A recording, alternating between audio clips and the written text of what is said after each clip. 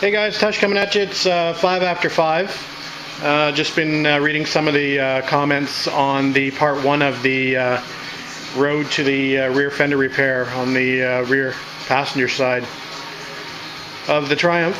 So I just came out and tried to take a few measurements to see how square this rear valence was on it. I think some people had questioned about this rear valence, and it is a new replacement part that was put on the car. I'm sure that has something to do with the misfitting rear fenders as well.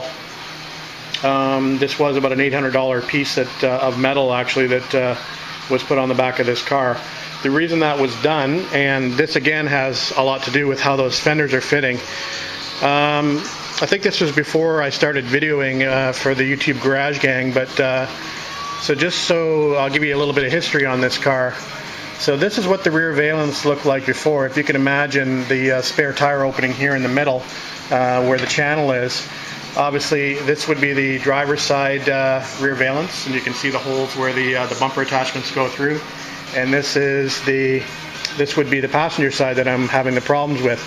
And as you can see, you know, it was rough. I mean, lots of repairs, very flat, very malformed. You know, a big patch put in here. On the inside, lots of rust and rivets and you know, replaced metal on the inside, you know, layered metal. So you can see it was pretty rough to begin with. That's why the decision was made to replace the valence in the first place. This one looks like it has a bit more of a natural form to it as far as the curve is concerned.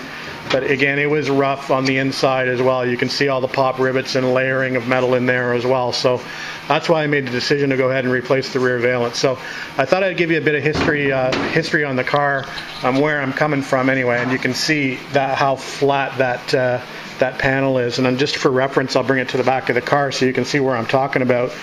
Hopefully the light's okay back here. But so basically, this is where that panel would have been. Is where this fits here. So you can see that's part of my problem. Is this is the panel that was on the car before, and you can see it's had a lot of abuse. It's probably been in the wall a few times, but anyway, so that's why I'm having some of the issues fitting this rear fender. Now I did come up with another scenario to fix oh, I just wanted to show you this piece. I pulled that too.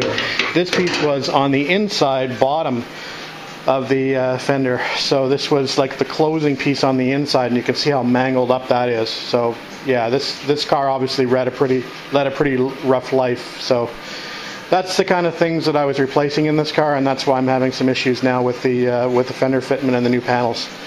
Anyway, one of the other options to fix this panel is, if you remember me telling you I had a bit of a stress.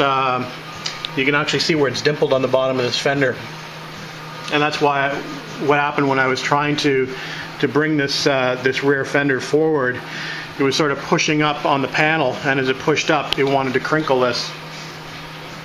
The only problem was I'm trying to keep this radius line here along the top, and what it was doing, it was just pushing this line up, which was no good because that beading needs to go in there, and the beading was not going to ride there properly.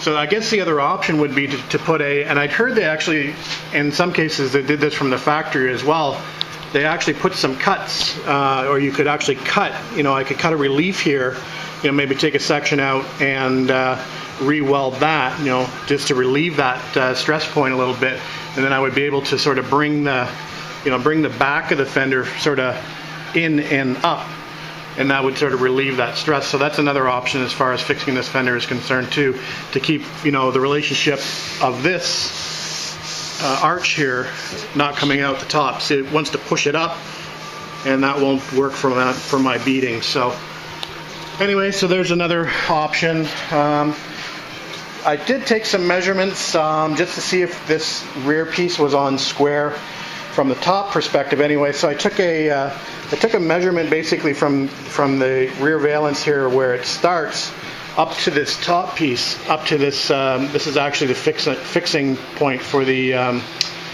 hood cover. So for the top, basically the top frame. So I took a measurement from here back down to here, 28.5 inches, so I know that's square there. Same thing on this side, I took the same measurement, 28.5 inches. I also took a measurement just from the top here this edge here back to this edge here, and that was 23 1/4 on both sides. So I know the top of this valence is square to the actual body. I know that when I put this rear valence on, I actually kept these side structure pieces in, and I just had made a cut here and put this rail across the back. So I know that this side piece has not moved at all either. So this structure remained intact. So I haven't done any measurements on the bottom. It's a little bit difficult to do that. I'd have to get under the car and find some reference places to mark off of. The only reason I don't want to move this rear valence at all is for a couple of reasons. One, there's a ton of spot welds in around the spare wheel opening that I'd have to re-drill out. Two, it would change the relationship of how this, there's an angle, this is where the bumper goes through, and it actually bolts through this hole on the bumper. So I would actually have to change the relationship of that distance tube to make it fit to the frame, and it was fitting to the frame perfectly before. I would also have to change the relationship of these tabs that actually mount the rear tire door, because if I move this valence outward, it's going to change the relationship of where the cover fits to the locking tabs. So that those brackets I haven't touched either. They would have to be moved, and the door fits correctly right now. So I know if I move this valence out to basically bring this valence out to meet the fender, that would screw up the relationship between the door and the locking mechanism.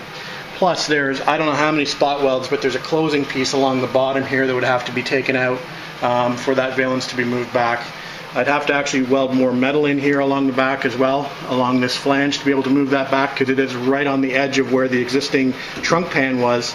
So yeah, the preference is not to move the valence. I know, and that's a new panel on there, and I'd prefer not to cut the new panel. Somebody asked a question about whether these rear fenders were available well, they are available as a reproduction part, but they don't fit very well. They are available as used parts. They're fairly expensive. They're probably $400 or $500 a fender if you can find them. You have to do a bit of searching, but you can find them. So yeah, I know the reluctance to cut these, but obviously I can't deal with an ill-fitting fender like that at the rear. Anyway, so just a bit of background on where I'm at and how I've come to this problem, and just wanted to give you a bit of history as to what things looked like on the car prior to me replacing this rear valence. So just a bit more information for you guys to mull over. All right, we will talk to you later on.